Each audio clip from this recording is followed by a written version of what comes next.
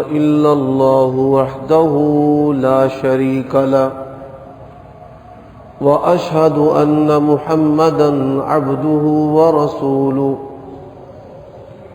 أما بعد فإن خير الحديث كتاب الله وخير الهدي هدي محمد صلى الله عليه وآله وسلم وشر الأمور محدثاتها وكل محدثة بدعة وكل بدعة ضلالة وكل ضلالة في النار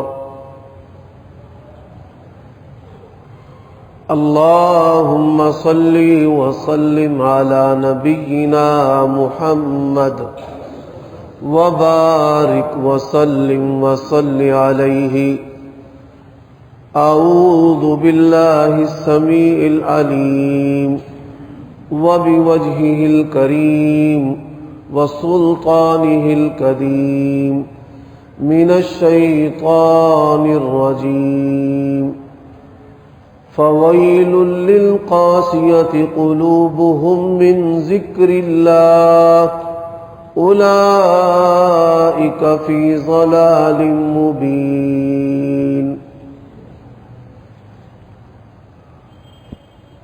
عیوب اور نقائص سے پاکیزہ تمام قسم کی حمد و ثنا اللہ وحدہ لا شریک لہ کے لیے، اور درود و سلام سید الاولین والآخرین رسول کریم رؤوف الرحیم خاتم النبیین صلی اللہ علیہ وآلہ وسلم کی ذات اقدس پر۔ سامعین محترم، مسلمان پر مسلمان کے 6 بنیادی جو حق ہیں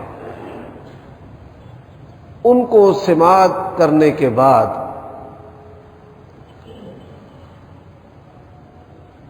انتہائی اہم ایک عمل ہے جس کی طرف اللہ تعالیٰ اور اس کے رسول نے ہماری توجہ کروائی ہے۔ وہ کیا ہے؟ وہ ہمارے بدن کے اندر دل، جس کے بارے میں رسول اللہ صلی اللہ علیہ وسلم نے ارشاد فرمایا ہے اگر یہ ٹھیک ہے تو پورا بدن ٹھیک ہے، اور اگر یہ خراب ہے تو پورا بدن خراب ہے۔ اس حدیث کے 2 معنی۔ پہلا معنی تو جسمانی لحاظ سے دل کی ہمارے بدن میں مرکزی حیثیت ہے کہ اس کے بیمار ہونے سے بدن بیمار ہوتا ہے، اور اس کے صحت مند توانا ہونے سے بدن جو ہے وہ بھی صحت مند رہتا ہے۔ اور اس کا جو دوسرا معنی ہے وہ ہے روحانی، ایمانی اور عملی طور پر دل کا صحت مند ہونا، جس سے انسان کو آخرت کی فکر رہتی ہے، شہوات اور شبہات سے اس کا دل پاک رہتا ہے، اور اس کا نیکیوں پر عمل کرنے کا دل چاہتا ہے۔ نیکیوں کے اندر وہ اپنے آپ کو یوں محسوس کرتا ہے جیسے پانی کے اندر مچھلی، اور بدن کے لیے روح، اور جسم کے لیے خوراک۔ اب دل کو خراب کرنے والی جو چیزیں ہیں وہ میں گزشتہ خطبہ جمعہ میں آپ کو بتا چکا ہوں، اختصار اس کا عرض کر دیتا ہوں۔ سب سے پہلے جو شیطان ہے وہ دل پر خواہشات کو طاری کرتا ہے۔ وہ خواہشات لذت کی ہوں، مال کی ہوں، خوراک کی ہوں، ہنسنے اور مسکرانے والی چیزوں کی ہوں۔ تو خواہشات جو ہے اس کے نتیجے میں ہمارے اندر غفلت پیدا ہوتی ہے۔ اچھا، جب غفلت پیدا ہوتی ہے تو شیطان جو ہے اس نے اللہ تبارک و تعالیٰ کو یہ کہا تھا، جب اللہ نے کہا فَاخْرُجْ فَإِنَّكَ رَجِيمٌ، تو نکل جا تو دھکارا ہوا ہے، تو اس نے کہا تھا وَلَأُذِلَّنَّهُمْ، میں انسانوں کو، بندوں کو ضرور ضرور گمراہ کروں گا۔ سب سے پہلے جو ہے وہ خواہشات لے کر آتا ہے، خواہشات کے نتیجے میں غفلت پیدا ہوتی ہے، اور پھر اس کے بعد کیا کرتا ہے؟ پھر شبہات لے کر آتا ہے۔ شبہ اللہ کے بارے میں نبی علیہ الصلوۃ والسلام نے فرمایا آتا ہے اور کہتا ہے کہ تجھے کس نے پیدا کیا؟ انسان کہتا ہے مجھے اللہ نے پیدا کیا ہے، تو پھر کہتا ہے اللہ کو کس نے پیدا کیا؟ سب پڑھے آمنت باللہ، اعوذ باللہ من الشیطان الرجیم۔ شبہات پیدا کرتا ہے نبی علیہ الصلوۃ والسلام کے بارے میں، قرآن اور سنت کے بارے میں، دین کے بارے میں، اور انہی شبہات کے نتیجے میں انسان جو ہے ساری زندگی دین سے دوری میں گزارتا ہے۔ جس طرح انسان جسمانی طور پر بیمار ہو تو اچھی چیزوں کے ذائقے اس کو اچھے نہیں لگتے، اور صحت دینے والی جو چیزیں ہیں ان کو وہ قبول کرنے کے لیے تیار نہیں ہوتا۔ ڈاکٹر مریض کو کہتے ہیں اس کو چلاؤ، وہ چلتا نہیں ہے، اس کو کھلاؤ، وہ کھاتا نہیں ہے، دوائی کھانے سے انکار کر دیتا ہے، مٹھاس اس کو کرواہٹ معلوم ہوتی ہے۔ بالکل اسی طرح ثم قست قلوبكم من بعد ذلك فهي كالحجارة أو أشد قسوة۔ جن قوموں پر اللہ تبارک و تعالیٰ کا عذاب نازل ہوا ہے، اللہ تبارک و تعالیٰ نے ان کی طرف اپنے نبیوں کو پے در پے بھیجا، اور ان کے مطالبات کیا تھے؟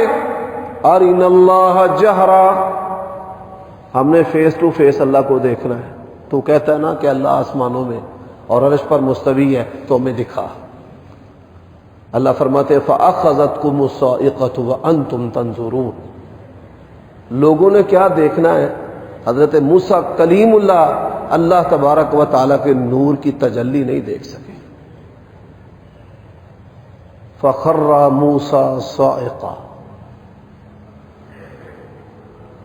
سارے کے سارے ہلاک ہو گئے۔ ثُمَّ بَعَثْنَاكُم مِّن بَعْدِ مَوْتِكُمْ لَعَلَّكُمْ تَشْكُرُونَ۔ اللہ نے پھر ان کو زندہ کیا کہ اب شکر گزاری کرو اور حد سے تجاوز نہ کرو۔ میرے بھائیوں دوستو، جب شبہات آتے ہیں انسان کے دلوں پر تو ساری زندگی روحانی جو بیمار ہے، جس کا دل سخت ہے، اس کا نماز پڑھنے کو دل کرتا ہی نہیں، قیام کرنے کو دل کرتا ہی نہیں، زکوٰۃ دینے کو دل کرتا ہی نہیں، حج کرنے کو دل کرتا ہی نہیں، رونے کو دل کرتا ہی نہیں، اللہ تعالیٰ سے ملاقات کو دل کرتا ہی نہیں۔ کس کا؟ جس کا دل سخت ہے۔ اور سخت کس کا ہوتا ہے؟ کہ شیطان جس پر دو چیزیں لے کر آتا ہے، ایک خواہشات کو اور دوسرا شبہات کو۔ شبہات جو ہیں، آپ یہ سن کر حیران ہوں گے، خواہشات لے کر آتا ہے تجارت کرنے والوں پر، دنیا داری کرنے والوں پر، کاروبار کرنے والوں پر، کام کرنے والوں پر، جاب کرنے والوں پر، جو روزی روٹی کماتے ہیں نا، ان پر خواہشات لے کر آئے گا، اور خواہشات کے نتیجے میں غفلت پیدا ہوتی ہے، حلال و حرام کا فرق مٹ جاتا ہے، چوری کرتے ہیں، خیانت کرتے ہیں، دھوکہ دیتے ہیں، ملاوٹ کرتے ہیں۔ اب دیکھیں، ایک میں آپ کو واقعہ سنانا چاہتا ہوں بات کو سمجھانے کے لیے۔ شیطان ہمارا ہاتھ پکڑ کر ہمیں گناہ کی طرف نہیں لے جاتا، وہ انڈیکیٹ کرتا ہے، وہ دماغ کے اندر القاء کرتا ہے، اور پھر اس کی بات کی ہم پیروی کرتے ہیں اور اپنی زندگی میں اس کے قدموں کی پیروی کرتے ہیں۔ اللہ تعالیٰ نے قرآن مجید میں کہا ہے وَلَا تَتَّبِعُوا خُطُوَاتِ الشَّيْطَانِ۔ علماء نے ایک مثال دی ہے کہ ایک شیطان چیلا تھا جس کو یہ ڈیوٹی دی گئی کہ تو نے آج قتل کروانا ہے۔ رسول اللہ صلی اللہ علیہ وسلم نے فرمایا ہے پانی پر جو ابلیس ہے وہ اپنا تخت لگاتا ہے اور اپنی ذریت کو بھیجتا ہے، جاؤ لوگوں میں گناہ پھیلاؤ. اور ہر شیطان جو گناہ کرواتا ہے وہ جا کر اس کو بتاتا ہے کہ آج میں نے یہ گناہ کیا ہے، یہ کروایا ہے، میں نے لڑائی کروا دی، قتل کروا دیا، غیبت کروا دی، زنا کروا دی، شراب پلا دی، ساری اس کو رپورٹ دیتے ہیں. وہ اپریشیٹ کرتا ہے، لیکن اپنے قریب کس کو بٹھاتا ہے؟ اس شیطان کو جو کہتا ہے کہ میں نے میاں بیوی کی لڑائی کروائی، حتیٰ کہ میں ان کے درمیان طلاق کروا کے ہی آیا. بیوی ہوتی ہے ناقصۃ العقل، وہ کہتی ہے دے طلاق، دے طلاق. بندے کو غصہ دلاتی ہے، بندہ کہتا ہے اچھا جا طلاق. پھر مگروں دوویں بہ کے روندے نے، بندہ وکھرا روندا ہے، بیوی وکھری روندی ہے. تو آپ صلی اللہ علیہ وآلہ وسلم نے فرمایا اس کو وہ اپنے قریب بٹھا لیتا ہے کہ تو نے میری شاگردی اور میرے چیلے ہونے کا حق ادا کر دیا ہے. حضرات، اب وہ چیلا جو ہے اس کو ڈیوٹی ملی کہ تو نے قتل کروانا ہے. اب وہ کبھی کسی انسان کے ساتھ لگ جائے، کبھی کسی کے ساتھ لگ جائے، کوشش کرے لڑوانے کی، لیکن اس کی بات نہ بنے، پریشان ہے. دوسرے شیطان نے دیکھا بھئی کیا وجہ ہے تو پریشان ہے؟ اس نے کہا مجھے ڈیوٹی ملی ہے قتل کروانے کی، بڑی کوشش کر رہا ہوں لیکن میرا وار نہیں چلتا. اب وار کیسے نہیں چلتا؟ حضرات سنیے، آپ گھر سے نکلیں گے بسم اللہ پڑھیں گے، شیطان کا وار آپ پر چل سکے گا نہیں. آپ کھانا کھائیں گے بسم اللہ پڑھیں گے، وار اس کا نہیں چل سکے گا. میاں بیوی کے تعلقات میں اللہ کا نام لیں گے، بسم اللہ پڑھیں گے، وار اس کا نہیں چل سکے گا. بسم اللہ پڑھ کر کھانا کھائیں، لباس پہنیں، گھر کا دروازہ کھولیں بند کریں. یہ گھروں کے جو فتنے ہیں بڑے معمولی اس کے اسباب ہیں، اور اگر ہم سنت کو اختیار کریں تو ان فتنوں سے ہم بچ سکتے ہیں. اس نے کہا اچھا یہ بات ہے، ادھر آؤ. ایک حلوائی کی دکان جو ہے اس پر جا کر اس نے کچھ چاس دیواروں پر لگا دی. لگنے کی دیر تھی، وہاں پر یہ جو مکھیاں ہیں اور کیڑیاں ہیں، کیڑے مکوڑے یہ آ گئے. ان کو دیکھ کر چھپکلیاں وہ آ گئیں. اب اللہ کی شان دیکھیں کہ شیطان انسان کے گرد حالات کیسے بناتا ہے. رسول اللہ صلی اللہ علیہ وآلہ وسلم کے جو کلمات ہیں، یقین جانیے اگر آپ اس پر غور کریں تو کائنات میں ہمارے نبی کی بھی کوئی مثال نہیں اور ان کے کلمات کی بھی کوئی مثال نہیں. آپ صلی اللہ علیہ وآلہ وسلم کیا پڑھا کرتے تھے؟ اعوذ باللہ السمیع العلیم وبوجہہ الکریم وسلطانہ القدیم من الشیطان الرجیم من حمزہ ونفخہ ونفثہ. اب اس کا معنی کیا ہے؟ ذہن میں باتیں ڈالے شیطان، اے اللہ میں اس سے تیری پناہ طلب کرتا ہوں. میرے بدن کے اندر کوئی تبدیلی پیدا کرے، اے پروردگار میں اس سے بھی تیری پناہ طلب کرتا ہوں. اور میرے ارد گرد جو ماحول ہے اس میں شرارتیں کرے، اے اللہ میں اس سے بھی کیا طلب کرتا ہوں؟ تیری پناہ طلب کرتا ہوں. اب آپ دیکھیے جو لوگ تہجد پڑھنے والے ہیں نا، شیطان ان کے ساتھ کیا کھلواڑ کرتا ہے. کبھی ان کے پاؤں کے ساتھ شرارت کرے گا، کبھی اس کے بدن پر کھجلی کرے گا، اس کو محسوس کروائے گا کہ میں ادھر ہوں. بندہ ڈرتا ہے، انہوں ساری رات نیند نہیں پیندی، تے جدوں تہجد دی واری یا فجر دی واری آندی تو سو رہیندا ہے. آندا لے میاں تیری تے میں نماز جڑی وہ کھسا دیتی ہے، فارغ کروا دیتی. یعنی یہ اس کی شرارتیں ہیں. اور نبی علیہ الصلوۃ والسلام کے جو بتائے ہوئے کلمات ہیں ان کلمات میں اس کا علاج ہے. حضرات دوسری بات، بعض بندے ہیں، نبی علیہ الصلوۃ والسلام نے فرمایا جو مومن آدمی ہے نا اس کے لیے گناہ ایسے ہے کہ جیسے پہاڑ اس کے سر پر ہے اور وہ گر جائے اس پر اور وہ دب کے مر جائے. لیکن شیطان جو ہے وہ کیا کرتا ہے؟ وہ ہمارے لیے گناہ کو حقیر بنا دیتا ہے، قابل فخر بنا دیتا ہے، اور لوگ جو ہیں وہ گناہ کو گناہ محسوس ہی نہیں کرتے۔ یہ بھی شیطان کا عملہ ہے، اور یہ کیسا عملہ ہے؟ اللہ تبارک و تعالیٰ کی توفیق اور قدرت کے بغیر انسان اس سے نکل نہیں سکتا۔ حضرات ذرا غور کیجئے گا، ہماری مصروفیات میں 24 گھنٹہ مصروفیات میں اگر آپ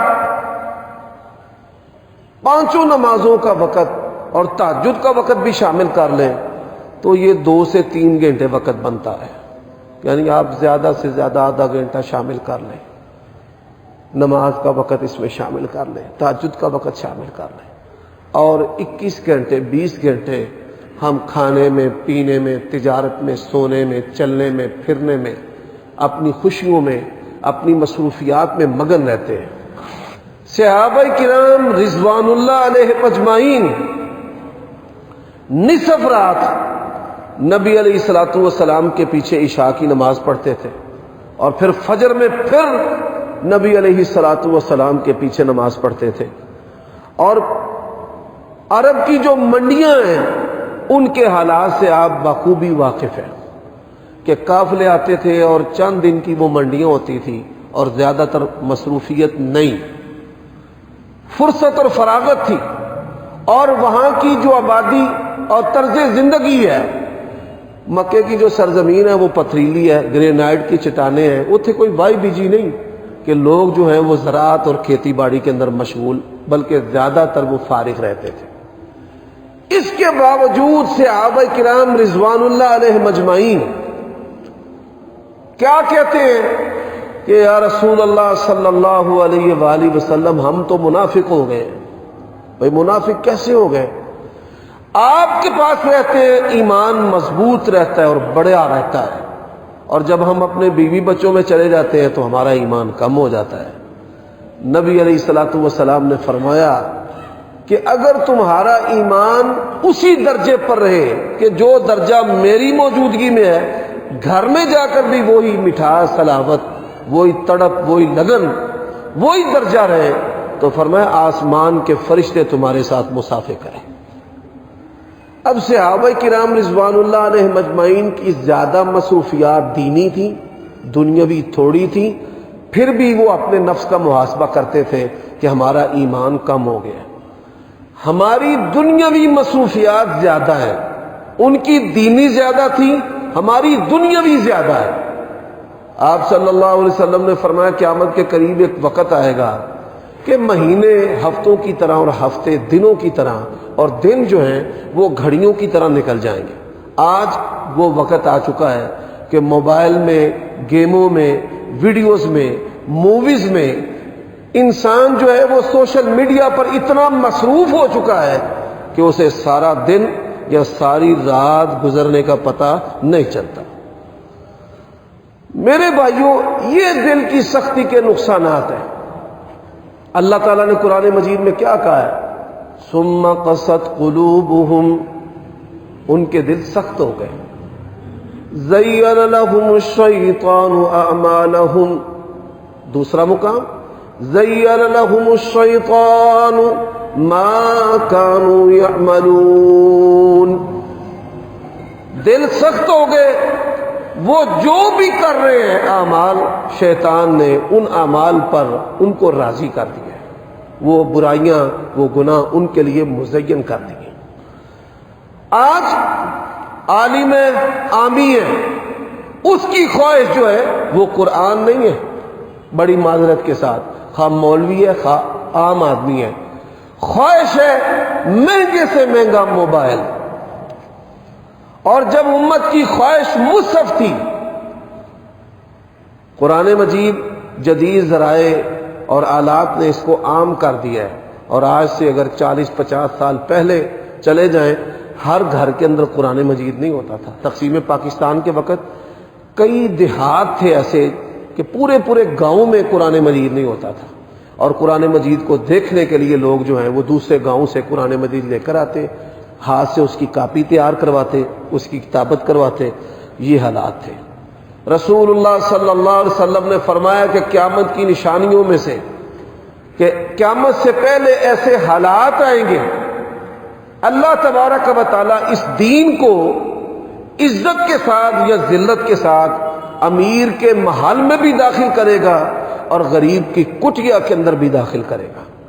کوئی ٹک ٹاک استعمال کرے، فیس بک استعمال کرے، یا کوئی بھی وہ سوشل میڈیا کا ذریعہ استعمال کرتا ہے، یقین جانیے پروردگار کا دین اور اس کا پیغام جو ہے وہ اس کے دل پر ضرور دستک دیتا ہے کہ میں تیرے رب کی بات ہوں، پھر قبول کرنا وہ انسان کا ایک اپنا ذاتی فعل ہے۔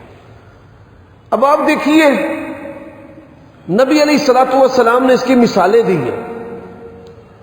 آپ صلی اللہ علیہ وآلہ وسلم نے فرمایا کہ بارش ہوتی ہے تو اس پر گندگی اگاتی ہے، ہم جس کو پنجابی میں پد پیڑے کہتے ہیں، کہ جو نہ انسانوں کے کام ہے نہ جانوروں کے کام ہے۔ بارش ہوتی ہے آسمان سے، فرمایا گھاس ہوتی ہے، جانور جو ہیں وہ اس گھاس کو کھاتے ہیں اور انسان جو ہے وہ اس گھاس کو خشک کر کے اپنے مکانوں پر اور چٹائیوں کے لیے اس کو استعمال کرتے ہیں، جیسے کہ پہلے کچھ سال پہلے صفیں ہماری وہ گھاس سے ہی بنتی تھی۔ اب اسی طرح آسمان سے بارش ہوتی ہے، زمین اس کو روک لیتی ہے، زمین اس کو روکتی ہے تو فرمایا کہ انسان اور جانور اس پانی کو استعمال کرتے ہیں، پیتے ہیں، کھانے کے لیے، کھیتی کے لیے اس کو استعمال کرتے ہیں۔ اور ایک زمین ایسی ہے جتنی مرضی آسمان سے بارش ہو، چولستان اور تھر کے علاقے، ریت کے علاقے، جتنی مرضی آسمان سے بارش ہو وہ زمین اس بارش کو روکتی نہیں ہے۔ حضرات بالکل اسی طرح انسانوں کے دل ہیں کہ بعض دل جو ہیں ان کو قرآن سے، سنت سے، مسجدوں سے چڑ ہوتی ہے۔ آپ جب دین کی بات کریں گے ان کی شیطانی روح جو ہے وہ نمودار ہوگی۔ ابھی سینٹ میں عربی اداروں میں پڑھانے کا بل پاس ہوا ہے، ہم مسلمان ہیں، ہماری شریعت کی زبان عربی ہے، ہمارے نبی کی زبان عربی ہے، قرآن کی اور سنت کی زبان عربی ہے، اور دین کی واقفیت کے لیے عربی سے شناسائی ضروری ہے۔ شناسائی نہ ہونے کی وجہ سے امت کے دین اور ایمان کے ساتھ کھلواڑ ہو رہا ہے کہ جب ہمارے بچے نکاح اور طلاق کے مسائل کو جانیں گے، میاں بیوی کے تعلقات کو جانیں گے، وراثت کے حقوق کو جانیں گے، اولاد کے حقوق کو جانیں گے تو ایک خوبصورت معاشرہ، صحت مند معاشرہ پیدا ہوگا۔ اب ہیں مسلمان، رسول اللہ صلی اللہ علیہ وسلم نے مثال دی ہے، فرمایا انسانی شکلیں ہیں لیکن دل شیطانی ہے مسلمان، اور فوراً جو ہے وہ مخالفت کرتے ہیں، نہیں جی ہم نے نہیں عربی پڑھنی نہ پڑھانی ہے۔ یہ دیسی انگریز بنے ہوئے ہیں، کھانے پینے بھی ان کی طرح کے اور لائف سٹائل بھی ان کی طرح۔ اللہ تعالیٰ ان لوگوں کو ہدایت نصیب فرمائے۔ آپ صلی اللہ علیہ وآلہ وسلم نے مثال دی ایک اور بڑی خوبصورت مثال، ذرا غور کیجئے گا، بالخصوص جو علماء، ائمہ، دیندار، مساجد بنانے والے اور صف اول کے نمازی ہیں، اور بالخصوص وہ لوگ جنہوں نے اللہ کے ڈر سے اپنے چہروں پر داڑیاں سجائی ہیں، ذرا وہ غور کریں۔ نبی علیہ الصلوۃ والسلام نے فرمایا مثل المؤمن الذي يقرأ القرآن ويعمل به، وہ شخص جو قرآن پڑھتا ہے اور قرآن پر عمل بھی کرتا ہے، اس کی مثال فرمایا سنترے کی طرح ہے، سنترے کی خوشبو بھی پیاری ہے اور اس کا ذائقہ بھی اچھا ہے۔ اب وہ شخص ہے قرآن مجید نہیں اس نے پڑھا لیکن علماء سے سنتا ہے اور عمل کرتا ہے۔ آپ اس بات پہ غور کیجئے، میں نے گزشتہ سال بھی یہ بات کہی تھی، ابھی رمضان 2 ماہ کے بعد آ رہا ہے اور شہر میں مسلح کے حصول میں علماء کا مقابلہ نہیں ہے، تاجروں کا مقابلہ ہے، کاروباری گھرانوں کا، کروڑوں اور اربوں پتیوں کے بچوں کا مقابلہ ہے۔ اس کا سبب کیا ہے؟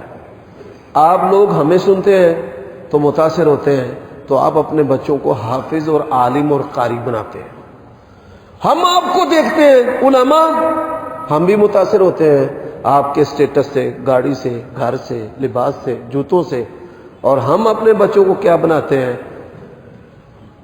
ہم اپنے بچوں کو تاجر بناتے ہیں۔ علماء کے بچے دکاندار، تاجر، کاروباری، دنیاوی تعلیم وہ سیکھ رہے ہیں، اور آپ کے بچے وہ حافظ بن رہے ہیں، قاری بن رہے ہیں۔ اس کا نتیجہ کیا ہے کہ شہر میں بہت تھوڑے مصلے ایسے بچے ہیں کہ جو میرٹ پر حافظ اور قاری امام تراوی سنانے والے ہیں، وگرنہ بولیاں لگتی ہیں، میں جی لاکھ روپیہ دیاں گا میرے بچے نو سنان دیو، انہاں میں 5 دیاں گا، میں چھت پوا دیاں گا، میں اتلی منزل پوا دیاں گا۔ حضرات، نبی علیہ الصلوۃ والسلام نے اس کی مثال دی ہے، فرمایا وہ شخص قرآن اس نے پڑھا نہیں ہے، ماہر قرآن نہیں ہے، عالم نہیں ہے، حافظ و قاری نہیں ہے، لیکن سنتا ہے تو عمل کرتا ہے، فرمایا اس کی مثال کھجور کی طرح ہے۔ کس کی طرح ہے؟ کھجور کی طرح۔ خوشبو نہیں ہے لیکن ذائقہ بہت اچھا ہے، پھلوں میں کھجور جیسا پھل نہیں ہے۔ اللہ کے نبی نے فرمایا اس کی مثال کھجور کی طرح۔ اب فرمایا وہ شخص قرآن پڑھتا ہے، واعظ کرتا ہے، لوگ قرآن سن کر جھوم جاتے ہیں، واعظ سن کر روتے ہیں، لیکن فرمایا خود عمل نہیں کرتا، خود نہیں عمل کرتا۔ اس کی مثال رسول اللہ صلی اللہ علیہ وسلم نے فرمایا وہ نیاز بو کی طرح ہے۔ یہ جسے ہم تلسی کا پودا کہتے ہیں یا نیاز بو، عربی میں اس کو ریحان کہتے ہیں، ریحان۔ فرمایا اس کی جو خوشبو ہے بہت اچھی ہے، لیکن اس کا ذائقہ کڑوا ہے۔ وہ دیے کی طرح ہے جو لوگوں کو روشن تو کرتا ہے لیکن اس کے نیچے خود اندھیرا ہے۔ چوتھی مثال رسول اللہ صلی اللہ علیہ وسلم نے دی ہے، فرمایا وہ شخص نہ قرآن پڑھتا ہے اور نہ عمل کرتا ہے، فرمایا اس کی مثال تمے کی طرح ہے، اس کا ذائقہ بھی برا ہے اور اس کی جو بو ہے وہ بھی بری۔ ہماری اکثریت تموں کی ہے بھائی، بڑی معذرت کے ساتھ۔ کئی لوگوں کو اذان سے آوازداری ہوتی ہے، کئیوں کو نماز سے، کئیوں کو علماء کے واعظ سے، کئیوں کو مساجد سے۔ جی مسجد بن رہی ہو، بڑیاں بندیاں نے پہیاں، کئیوں کو حج عمرے سے، خود وہ کروڑوں اربوں میں زندگی گزاریں گے، بڑی لگژری، اور کوئی دوسرا حج پر جانے لگے۔ لوکاں دیاں تیاں نکاح تو بغیر بیٹھیاں نے، انہوں حج سجی، اپنی گاڑی اس کو یاد نہیں آتی، نہ اپنی کوٹھی، نہ اپنی لگژری لائف اس کو یاد آتی ہے، اس کو بس مذہبی چیزوں سے چڑ ہے۔ تو ہماری اکثریت جو ہے وہ تموں کی ہے۔ یہ تموں کی جو فصل پیدا ہو چکی ہے، اس کا سبب کیا ہے؟ اس کا سبب یہ دل ہے۔ اللہ تعالیٰ نے قرآن مجید میں اس کے بارے میں کہا ہے، ثم قست قلوبکم من بعد ذلک فہی کالحجارہ، تمہارے دل سخت ہو گئے، کس طرح؟ فرمایا پتھر کی طرح، پتھر کی طرح۔ اللہ کی قسم ہے، علماء، نمازی، آپ لوگ بڑے بڑے ذرائع استعمال کیے جاتے ہیں کہ لوگوں کے دل نرم ہو جائیں، دل نرم نہیں ہوتے۔ حج بھی کرتے ہیں، دل سخت ہے، زبانیں سخت، رویے سخت، آنکھیں بے حیائی والی، 22 سگے نہیں بولتے، اس نے میرے اتنے پیسے مار لیے۔ وہ اللہ کے بندے لوکی کھا جن تے کسی نو در تکلیف نہیں ہوندی، اگر بھائی نے کھا لیا تو ساری زندگی اسی بات پر ناراضگی بنا کر بیٹھا ہے، بہن سے ناراضگی بنا کر بیٹھا ہے۔ الحاج ہر سال حج عمرے تے جاتے ہیں۔ یہ تموں کی فصل ہے بھائی، یہ دل کی سختی ہے، اور دل کی سختی کی وجہ سے دو چیزیں، کہ ایک تو دل اللہ تعالیٰ نے قرآن مجید میں کہا کہ پتھر بن گیا، صرف پتھر نہیں، فرمایا او اشد قسوہ، فرمایا پتھروں سے بھی زیادہ سخت۔ أَلَمْ يَأْنِ لِلَّذِينَ آمَنُوا أَن تَخْشَعَ قُلُوبُهُمْ لِذِكْرِ اللَّهِ، فرمایا کب وقت آئے گا تمہارے اوپر کہ تمہارے جو دل ہیں وہ اللہ تبارک و تعالیٰ کے ذکر سے کانپ جائیں، ڈر جائیں، لرز جائیں. کب آئے گا وہ وقت؟ کب آئے گا میرے بھائیوں؟ یہی جو اللہ تعالیٰ نے مثال دی ہے نا کہ تمہارے دل پتھروں سے بھی زیادہ سخت ہو گئے ہیں، یہی دل جب پتھروں سے زیادہ سخت ہوتے ہیں تو بچیوں اور بچوں سے ریپ ہوتا ہے. مردوں کی قیمتی اشیاء کو، ان کے اعضاء کو چرا لیا جاتا ہے. اللہ تعالیٰ ہمارے یہ راتوں رات امیر ہونے کا جو چکر ہے نا، پہلے زندگی بڑی آسان تھی. ہر گھر میں 8-10 افراد ہوتے تھے، ایک بھینس تھی، لسی بنتی تھی، مکھن تھا، دودھ تھا، اچار اور روٹی. کوئی چودھری ہے اس کے گھر میں بھی ہے، کوئی غریب ہے اس کے گھر میں بھی ہے. آج پورا ٹبر کماتا ہے، پوری نہیں پڑتی. 7 نسلیں لوگوں کی بینک کے مقروض ہیں. وہ کہتے ہیں غفلت ہے، دل سخت ہے. نبی علیہ الصلوۃ والسلام نے فرمایا کہ تو اپنے بچوں کو غنی چھوڑ کر جائے، یہ تیرے لیے بہتر ہے کہ تو ان کو محتاج اور لوگوں کا فقیر چھوڑ کر جائے اور وہ لوگوں سے مانگتے پھرے. یہ نبی علیہ السلام کا فرمان ہے. اور کئی لوگ اپنی زندگی شاہانہ گزارتے ہیں، مرتے ہیں کروڑوں اربوں کی صورت میں اپنے بچوں پر قرض چھوڑ کر جاتے ہیں. اتنا قرض جو ہے، اپنی زندگی شاہانہ گزار کر دنیا سے چلے گئے. تو یہ ساری جو چیزیں ہیں یہ کس سے پیدا ہوتی ہیں بھائی؟ دل کی سختی. آپ کا دل جب نرم ہوگا، آپ چھوٹی آسان سادہ زندگی گزارنا شروع کر دیں گے. اور آپ کا دل جب سخت ہوگا تو انو عام کپڑا ہی پسند نہیں ہونا، تو انو 500,000 والی جتی چنگی نہیں لگ رہی. پھر جو ہے وہ انسان شاہانہ طرز زندگی گزارتا ہے. اور انہی خواہشات کی غلامی کے نتیجے میں لوگ رشوتوں پر مجبور ہوتے ہیں، رشوتیں لینے پر. اب یہی دل سخت ہے تو ظاہری چمک کی بنیاد پر ہم رشتے کرتے ہیں کہ 50 لاکھ کروڑ روپیہ شادی دلانا ہے. ادو تھلے لوگ اپنی جھوٹی اناؤں کی وجہ سے اپنے بچوں کی شادیاں نہیں کرتے. وہ جھوٹا میرڈ بنایا ہوا ہے، اس میرڈ کی بھیٹ اپنے بیٹے بیٹیوں کو چڑھا دیا ہے. وہ چھگے ہو گئے نے 35 سال دے بیٹھے نہیں، نہ کسی دی شادی ہوندی، نہ پتر دی، نہ دھی دی. یہ کیا تم نے بنایا ہے؟ یہ کون سا معیار ہے؟ یہ تو انسان، جو انسانوں کی صفات ہے اس کے منافی یہ چیزیں ہیں. تو میرے بھائیوں، صحابہ کرام رضوان اللہ علیہ مجمعین اس بات کی فکر میں رہتے تھے کہ ہمارا جو دل ہے نا وہ سخت نہ ہو. اگر دل سخت ہو گیا پوری آپ کی جو زندگی ہے نا وہ بدل جائے گی، بالکل بدل جائے گی. حضرات یہی وجہ ہے کوئی بندہ بھی اپنی نئی زندگی شروع کرنا چاہتا ہے تو اللہ کے نبی نے فرمایا حسن و جمال، حسب و نسب اور مال کی بنیاد پر نکاح نہ کرنا، دیندار عورت کا انتخاب کرنا. دیندار عورت کا انتخاب اگر ہو تو آسان زندگی ہوتی ہے. کہ آپ پر پریشانی آئی تو بیوی 5 صورتیں لے کر بیٹھ جاتی ہے کہ میرے خامد پر مصیبت آ گئی ہے. اور کئی آپ پر ازمائش پریشانی آئے وہ پیو دے کول جا کے بیٹھ جاندی کہ مجھے میرے معیار اور میرٹ پر خوراک اور کھانا نہیں مل رہا. جس عورت نے چند وقت کی روٹی جو ہے وہ گزارے مزارے والی نہیں کھانی، اس نے اپنے خاوند کے ساتھ زندگی کیسے بتانی اور بسر کرنی ہے. اللہ کے لیے اس کو سمجھے کہ یہ دلوں کی سختی جو ہے وہ کیا معاشرے کے اندر ہلاکت پیدا کر رہی ہے. لوگوں کو مرنا بھولا ہوا ہے، مرنا. یہ چائنا نے بڑی ساری چیزیں ہمارے پاکستان سے لینا، قیمتاً خریدنا شروع کر دی. لوگ کاکروچ نالیوں سے پکڑ رہے ہیں، چوہے پکڑ دینے پیروں دینا واسطے، کتے پکڑ رہے ہیں، حتیٰ کہ مردوں پر اپنے ہاتھ صاف کرنا شروع کر دیے کہ مردوں کے یہ جو کھوپڑیوں کے بال ہیں یہ اتار کر ان کو دے دیں. یہ بالوں کے ٹرانسپلانٹ اور پتہ نہیں کیا کیا وہ یہ کام کرتے ہیں.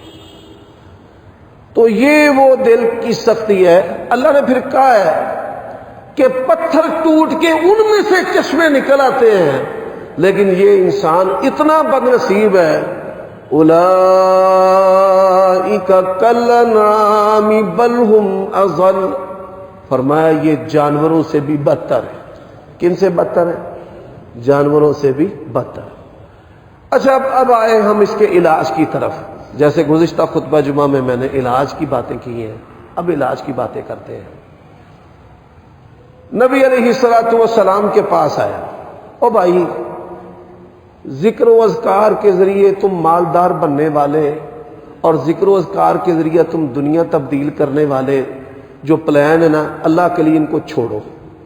سب سے پہلے اپنے اندر انسانی اور اسلامی جو اوصاف ہے نا وہ پیدا کرو، پھر تمہاری عبادات تم کو فائدہ دیں گی. نبی علیہ السلام کے پاس ایک صحابی آئے ہیں.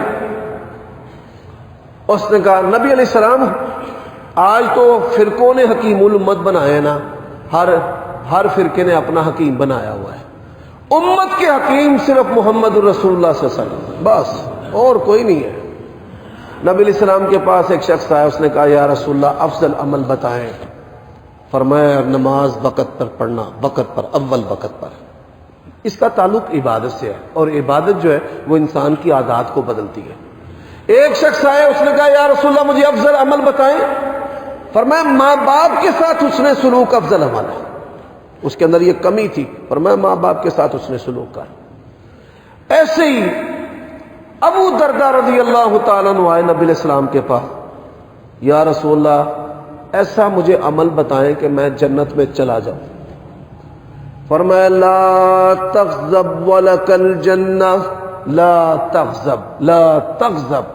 3 دفعہ ارشاد فرمایا.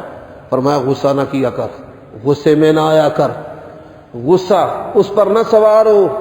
لا تغضب، غصے کو کنٹرول کر. ولک الجنہ، اللہ تبارک و تعالی اس عمل کے بدلے جنت دے گا. یہ دل کی جو سختی ہے یہ غصے سے پیدا ہوتی ہے. نبی علیہ الصلوۃ والسلام نے فرمایا پہلوان وہ نہیں ہے کہ جو کسی کو پچھاڑ دے، چکیا تے بندہ زمین تے سٹ دیتا، ہینڈز اپ. یہ پہلوان نہیں ہے. پہلوان جو ہے جو غصے کے وقت اپنی شخصیت کا مالک ہے، اپنی طبیعت کا مالک ہے. فرمایا کھڑا ہے تو بیٹھ جائے، بیٹھا ہے تو لیٹ جائے، وضو کرے، مجلس چھوڑ دے. یہ جھوٹی ہے نا، وہ جی میرے خلاف گلاں ہو رہی ہیں. جب بندے مر جاتے ہیں بندہ بچتا ہی کوئی نہیں، نوٹس لین والا تے نہ دین والا. ایک گالی کے لیے تھانے کچہری جیلوں میں جاتے ہیں، وہاں ہزاروں گالیاں پڑتی ہیں، ہزاروں. پولیس والے اور پھر جیل تک لطر پریڈ ان کی ہوتی ہے. یہ جھوٹیاں نہ ہیں، یہ دل بیمار ہے. تو بھائی میں نے ان عادات کی نشاندہی کرنی ہے جن سے بیمار دلوں کی اصلاح ہوتی ہے. ان میں سے نبی علیہ السلام نے فرمایا کہ غصہ نہیں کرنا. بالخصوص میاں بیوی، سب سے زیادہ طلاقیں ہو رہی ہیں، سب سے زیادہ. بالخصوص والدین اور اولاد. جوان ہوں نے انہوں نے اپنا ماں پیو چنگا نہیں لگتا. عجیب انسان ہے کہ جن کو اپنا ماں باپ ہی اچھا نہیں لگتا. تو یہ جو ایسے ہی بھائی جوان ہوتے ہیں، اور یقین جانیے غور کریں، چھوٹے ہوتے ہیں لڑتے ہیں، مناتے ہیں، ایک دوسرے کے ساتھ لیٹتے ہیں. جوان ہوتے ہیں ایک دوسرے کی شکلیں دیکھنا پسند نہیں کرتے. بد نصیب ہے، سالوں سال ایک دوسرے سے دور رہتے ہیں. یہ کس کی سختی ہے؟ یہ دل کی سختی ہے. اللہ تعالیٰ سے دعا ہے اللہ تعالیٰ ہمیں اس سے بچنے کی توفیق عطا فرمائے. اقول قولی ھذا واستغفر اللہ لی ولکم ولسائر المؤمنین.